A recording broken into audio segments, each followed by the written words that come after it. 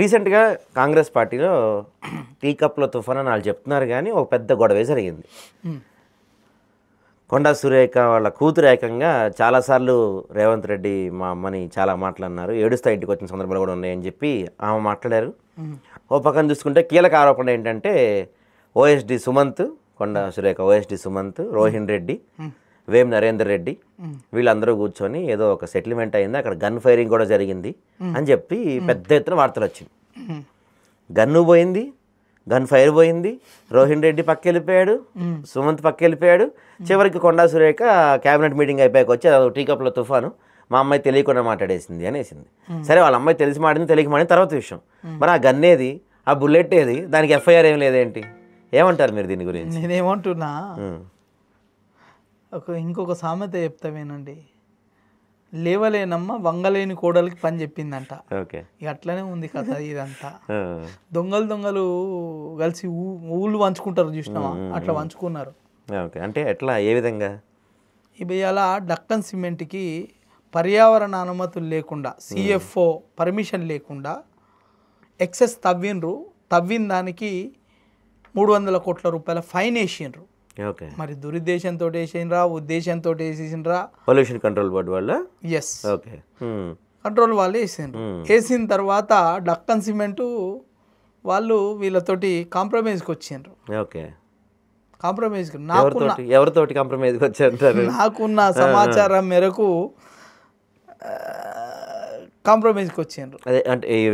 పంచాయతీ 100 కోట్లు, పంచాయతీ 100 కోట్లు, 100 కోట్ల రూపాయలు తీసుకొని వాళ్ళని 300 కోట్ల రూపాయలు ప్రజాధనం, ప్రజలకు వచ్చే ధనం, ప్రకృతిని పర్యావరణాన్ని ధ్వంసం చేస్తూ భవిష్యత్ తరాలు ఏవైతే ఉంటాయో ఆ తరాలకు ఏం మిగిల్చకుండా తవ్వుకునే ఏర్పాటు చేసినందుకు దానికి ఫైన్గా 300 కోట్ల రూపాయలు వేస్తే ఆ 300 కోట్ల రూపాయలను కట్టకుండా ఉంచడాని కోసము, కంపెనీ రన్ కావడానికి కోసము ఇలా 100 కోట్ల సెటిల్మెంట్ జరిగింది.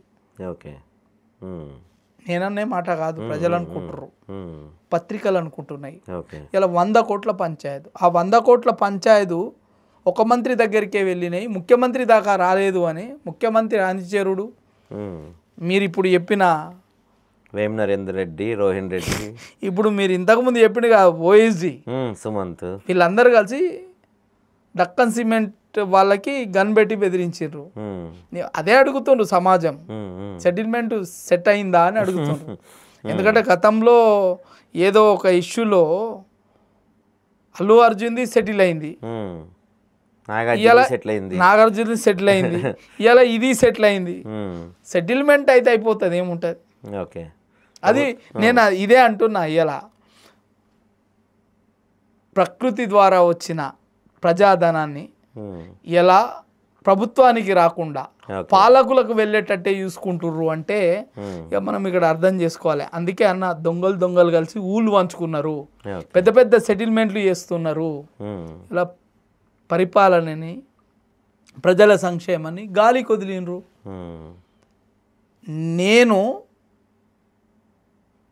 లక్డారం సంబంధించిన ఒక క్వారీ మీద ఒక కంప్లైంట్ చేసిన, 47 కోట్ల రూపాయల రాయల్టీ అక్రమ తవ్వకానికి 47 కోట్ల రూపాయల రాయల్టీ ఎలా ప్రభుత్వానికి చేరాలి, ఎందుకంటే అక్రమంగా దవ్విండు 2 సంవత్సరాలకి. ఆ 2 సంవత్సరాల తర్వాత మళ్ళీ 5 ఏళ్ళు దవ్విండు. అంటే ఇవ్వో ఒక 100 కోట్లు, అంటే మొత్తానికి ఒక 150 కోట్ల రూపాయల రాయల్టీ ప్రభుత్వానికి రావాల్సి ఉంటుంటే ఆ ఎగవేతదారుని కాపాడడానికి కోసము ఇలా అధికారులు, పాలకులు ప్రయత్నం చేస్తున్నారు. ఇట్లా 2000 పైచిలకు క్వారీలు రాయల్టీ ఎగ్గొట్టినవి ఉన్నాయి. అలా ఒక్కరోజు కరెంటు బిల్లు కట్టకపోతే మీటర్ కట్ చేస్తారు. ఒక్క క్షణము ఇలా ఇన్సూరెన్స్ ఇలా ఒక్కరోజో లేకపోతే ఒక గంటనో ఒక ఫైనో ఏదైతే కట్టకపోతే ట్రాఫిక్ పోలీసు బండి ఆపి లాక్ తీసుకుంటాడు. మరి అట్లాంటి మీరు వేల కోట్ల రూపాయలు పన్నేగ వేస్తుంటే ప్రభుత్వానికి రావాల్సిన ఆదాయాన్ని ఆ వక్ర మార్గంలో ఇది చేస్తుంటే ఏం చేస్తుంది ప్రభుత్వం అంటే సెటిల్మెంట్లు చేస్తుంది, దందాలు చేస్తుంది. ఇలా పాకిస్తాన్లో ఏదైతే తీరుగుందో తెలంగాణలో ఆ తీరుగుందేమో అనిపిస్తుంది నాకు. మిలిటరీయే బిజినెస్ చేసినట్టు ఇలా ప్రభుత్వమే ఇక్కడ బిజినెస్ చేస్తుందేమో అనిపిస్తుంది. బిజినెస్ చేస్తున్నా, సెటిల్మెంట్లు చేస్తుంది. తెలంగాణ భాషలో సెటిల్మెంట్ చేస్తుంది. నేను అదే అడిగిన. ఇవాళ నేను స్వయాన డైరెక్టర్ గారిని రిప్రజెంటేషన్ ఇచ్చి డైరెక్టర్ గారిని అడిగిన 47 కోట్ల రూపాయలు 2 సంవత్సరాలకే ఉంటే రిమైనింగ్ ఇంకొక 5 yearsకి వానికి ఫైనే లేదు, ఫైన్ ఏంటి, ఇది రాయల్టీ గవర్నమెంట్కి వస్తుంది అంటే ఇట్లా 2000 పైచీలుకున్నాయి, ఒక్కటి కాదు 2000 పైచీలుకున్నాయి, అవి అంతే ఇవి ఇంతే అన్నది వల్లూరి క్రాంతి ఐఏఎస్. ఇట్లాంటి బ్రోకర్ ఐఏఎస్లు ఉన్నంత కాలము ప్రభుత్వ పనితీరు ఎట్లా మెరుగుపడుతుంది? అసలు ఈ విషయాల గురించి ప్రభుత్వానికి ఎట్లా తెలుస్తుంది? అది తెలిసినా ఇట్లా సెటిల్మెంట్ జరుగుతాయి అంటే ఇంకేముంటుంది? అంతే. భవిష్యత్ తరాల భవిష్యత్తు ఇక్కడ బెంచీల మీద జడ్జీలు కూకుండి భవిష్యత్ తరాలు ఏం కావాలని మాట్లాడతారు. ఒక్క నాయకుడికి శిక్ష పడది, ఒక్క సమస్య సెటిల్ కాదు. 6000 కేసులు కోర్టులలో పెండింగ్లో, 6 కోట్ల కేసులు పెండింగ్లో ఉన్నాయి. ఏం దిశానిర్దేశం చేస్తున్నాం మనం? మెయిన్ కేసులన్నీ పెండింగ్లో ఉంటాయి. ఉదాహరణకు చెప్తున్నా, ఈరోజు రేపటి రోజున మద్యం టెండర్లు దాని గురించి స్టే ఇవ్వమని చెప్పి ఒకళ్ళు కోర్టుకి వెళ్ళారు. అది మాత్రం బెంచ్ పైకి తొందరగా వస్తుంది, విచారణ జరిగిపోద్ది, తీర్పు వచ్చేస్తుంది. కానీ చాలా కీలకమైన కేసులు, ఇప్పుడు మీరు చెప్పిన లాంటి వాటి కేసుల్లో మాత్రం కొన్ని శతాబ్దాలు జరుగుతాయి, అవి దశాబ్దాలు జరుగుతూనే ఉంటాయి. మళ్ళీ మనం మాట్లాడితే కంటెంప్ట్ ఆఫ్ కోర్ట్ అంటారు. నేను అదే అడుగుతున్నా. రెవెన్యూ ఈ ప్రభుత్వానికి ఆలోచన శక్తి ఉంటే, విధి విధానపరమైన నిర్ణయాలు తీసుకునే శక్తి ఉంటే ప్రభుత్వానికి ఆదాయాన్ని ఎట్లా జనరేట్ చేయాలో తెలియాలి. అటు అధికారులు అవినీతి పరులే, ఇటు రాజకీయ నాయకులు అవినీతి పరులే. ఎట్లా ప్రజలకు సంక్షేమం అందుతుంది, ఎట్లా రెవెన్యూ జనరేట్ అవుతుంది? మేము కూడా రోజు మా పత్రిక ద్వారా కూడా మేము కొన్ని లక్షల ఎకరాల భూములు కబ్జాలైనవి ప్రభుత్వం దృష్టికి తీసుకొస్తూ ఉంటాం. వాటిని రికవరీ చేయొచ్చుగా. టీజీఎస్ఐలో ఉన్న భూములను వేలం వేసుకుంటా 100 కోట్లకి 200 కోట్లకి. మీకు నేను చెప్పేది అదే. ఇలా ఐఏఎస్లు భూదాన్ భూములు కొన్నారు, దాని నివేదిక ఇవ్వమని హైకోర్టు ఒక 10ల సంఖ్యలో సార్లే చెప్పింది. ఇప్పటి వరకు నివేదిక ఇస్తలేరు. సెటిల్ అయిపోయింది, అది కూడా సెటిల్ అయిపోయింది. కోర్టు ఊరుకుంటుందా? కోర్టు ఊరుకోదు కదా. కోర్టు ఊరుకోదు. ఈలోపు సాక్ష్యాలు మొత్తం తారుమారు చేసేసి, నివేదికలు మొత్తం తారుమారు చేసేసి కోర్టుకి అది వెళ్ళే లోపల ఆ లోపు నాలాంటోడు కేసు వేసినోడు నాలాంటోడు అయి ఉంటాడు. ఆల్రెడీ డాక్యుమెంటేషన్ అంతా తన దగ్గర ఉండుంటుంది కదా. వేల కోట్ల రూపాయల విలువలు. ఇవాళ భూములు అమ్ముకుంటే కానీ ప్రభుత్వాన్ని రన్ చేయలేని పరిస్థితిలో ప్రభుత్వాలు ఉన్నాయి. ప్రజలని పన్నుల రూపంలో పీడించి జలగల్లాగా రక్తం గుంజితే కానీ నడవలేని పరిస్థితుల్లో ప్రభుత్వాలు ఉన్నాయి. ఏం చెప్తాం? ప్రజలకేం సందేశం ఇవ్వాలి, మేధావులకు ఏం సందేశం ఇవ్వాలి, రాజకీయ నాయకులకు ఏమి ఇవ్వాలి, అధికారులకు ఏమి ఇవ్వాలి, ఏం సందేశం ఇస్తాం? దొంగలు ఒకటైతుండ్రు. ఇప్పుడు అదే నిన్నటి ఇష్యూ అంతా అదే. గత కొద్ది కాలంగా మాట్లాడద్దు అనుకున్నా, రాజకీయ అంశాల పట్ల మాట్లాడద్దు, సమాజం అంతా ఒక తీరు ఉంటే మనం ఒక తీరు ఉన్నాము అని నోరు కట్టుకొని ఉన్నాం, నోరు మూసుకొని ఉన్నాం. కానీ కొన్నిసార్లు బాధ అవుతుంది. ఎందుకంటే తెలంగాణ ఉద్యమంలో సమిధలం మేము కోరుకున్న తెలంగాణ, కలల తెలంగాణ, బంగారు తెలంగాణ రాలే. తెలంగాణ ప్రజల బతుకులు మారలే.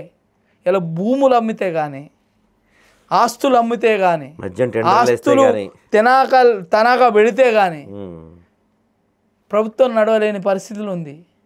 గత ప్రభుత్వం 10 ఏళ్ళు పనిచేసింది. గత ప్రభుత్వం భూములు అమ్ముకుంటా పెట్టింది, బాండ్లని తాకట్టు పెట్టింది. ఇవాళ ఈ ప్రభుత్వం అదే మార్గంలో నడుస్తుంది. వాళ్ళు దేశం చెప్పులు వీళ్ళు వేసుకొని నడుస్తున్నారు, అంతే కదా. ఏ ఆంధ్ర పెట్టుబడిదారుల మీద మేము ఉద్యమాలు చేసినామో, పోరాటం చేసినామో, వాళ్ళే ఇవాళ కీలక నేతలై కూర్చున్నారు, కీలక భాగస్వాములై కూకున్నారు. ఇలా కాంట్రాక్ట్లన్నీ వాళ్ళకే. ఏం మారింది? ఏం మారలే. భౌగోళికమైన హద్దులు మారినాయే తప్ప బతుకులు మారలే, భవిష్యత్తులు మారలే. ఇవాళ ఎగ్జాక్ట్లీ గొప్పగా చెప్పుకుంటున్నారు కాంగ్రెస్ వాళ్ళు. నిన్ననో ఇవాళ పేపర్లో చూసిన పంచాయతీరాజ్ శాఖ మంత్రి మాట్లాడుతుంది, 65,000 ఉద్యోగాలు ఇచ్చినాం 1 ఇయర్లో అని గొప్పగా చెప్తున్నారు. ఒకసారి అమ్మ మీ మేనిఫెస్టో తీసుకొని చూసుకోవాలి మీరు, మీకు ప్రతిబింబం అది. ఆయాల టిఆర్ఎస్ పార్టీకి మరణ శాసనం వాళ్ళ మేనిఫెస్టో, ఇలా మీకు మరణ శాసనం మీ మేనిఫెస్టో. ఇవాళ కాగితాల మీద అయిపోయే పనులను ఎందుకు కలయాపన చేస్తున్నారు? డబ్బులతోటి అయ్యేటి ఆర్థిక పరంగా ముడిపడి ఉన్న నిర్ణయాలు లేట్ అయి కావచ్చు. ఎందుకంటే వాళ్ళు చేసిన అప్పులు కట్టలేని పరిస్థితి, ఆదాయ మార్గాలు లేకపోవడం, ఇవన్నీ చెప్పే పరిస్థితులు కావచ్చు. కానీ కాగితాల మీద అయిపోయే పనులు ఎందుకు కాలయాపన జరుగుతుంది? ఇలా సగటు పేదోడి ప్రశ్న కాగితాల మీద అయిపోయే పనులు కదా. సంతకాలు పెట్టడానికి కూడా టైం దొరుకుతలేదా? సెటిల్మెంట్లు దందాలకే టైం దొరుకుతుందా? గన్నులు పెట్టడానికే టైం దొరుకుతుందా? మర్డర్లు చేయడానికే టైం దొరుకుతుందా? ఎందుకు ఈ షాడో ప్రభుత్వం అనే ఒక భావన ప్రజలలో కలుగుతుంది? మరి 10 ఏళ్ళు ఎట్లుంటాడు మన ముఖ్యమంత్రి? నాకేమో కష్టం అనిపిస్తుంది. అలాగే 10 ఏళ్ళు ఉంటుంది అంటే 10 ఏళ్ళు ఈ 5 ఏళ్ళ అవినీతి అంతా 10 ఏళ్ళ కోసం ఖర్చు పెడతారేమో మరి. అంతే కదా, అంతే అనిపిస్తుంది ప్రజలకి. ఇలా ఆయన ఎవరు డీజీపీ, కొత్తగా వచ్చిన డీజీపీ శివధర్ రెడ్డి, నువ్వు గన్నేవాడి మీద పెట్టాలి, పేదోడి మీద గన్ను పెట్టేది, లేకపోతే గన్నులు పట్టుకొని బ్లాక్మెయిల్ చేసిన వాళ్ళ మీద పెట్టేది, వాళ్ళ మీద పెట్టాలి. ఏమైంది కేసు? స్వయాన ఒక మంత్రి బిడ్డ ఆరోపణలు చేస్తుంటే, మీడియా సాక్షిగా ఆరోపణలు చేస్తుంటే ఇలా ఏమైంది? పోలీసు మంత్రాంగం అంతా పాలకుల కోసమేనా, ప్రజల కోసం కాదా? Red book, yellow book, green book ఉండదు అన్నారు కదా, ఓన్లీ కాకి బుక్కే ఉంటున్నది అన్నారు కదా. మరి కాకి బుక్ కనిపించట్లేదా? నాలంటోడు ఏదైనా చేస్తే ఇమ్మీడియట్గా రాత్రికి రాత్రి లేవట్టుకొని పోతారు, రాత్రికి రాత్రే. మరి వాళ్ళ మీద ఎందుకు చర్యలు ఉండదు? ఆమెనే కదా వాంగ్మూలం ఇచ్చింది. రోహిన్ రెడ్డి పేరు చెప్పింది వాళ్ళే, వేం నరేందర్ రెడ్డి పేరు చెప్పింది ఆమెనే, సీఎం పేరే చెప్పింది, షాడో లీడర్ల పేరు చెప్పింది ఆమెనే, సీఎం ముఖ్యమంత్రి గారి పేరు చెప్పింది ఆమెనే. ఎందుకు అరెస్ట్ చేయలేకపోతున్నారు? ప్రతిపక్ష నాయకుడు జోకులు వేసుకుంటే చెప్తుండే వీళ్ళ మీద. 10 ఏళ్ళు పొడిచింది ఏం లేదు పెద్ద మనిషి, కానీ ఇలా జోకులు వేసుకుంటే చెప్తుండే. కామెడీ అయిపోయింది ఇవాళ ప్రభుత్వం అంటే. రైట్ అండి, రైట్.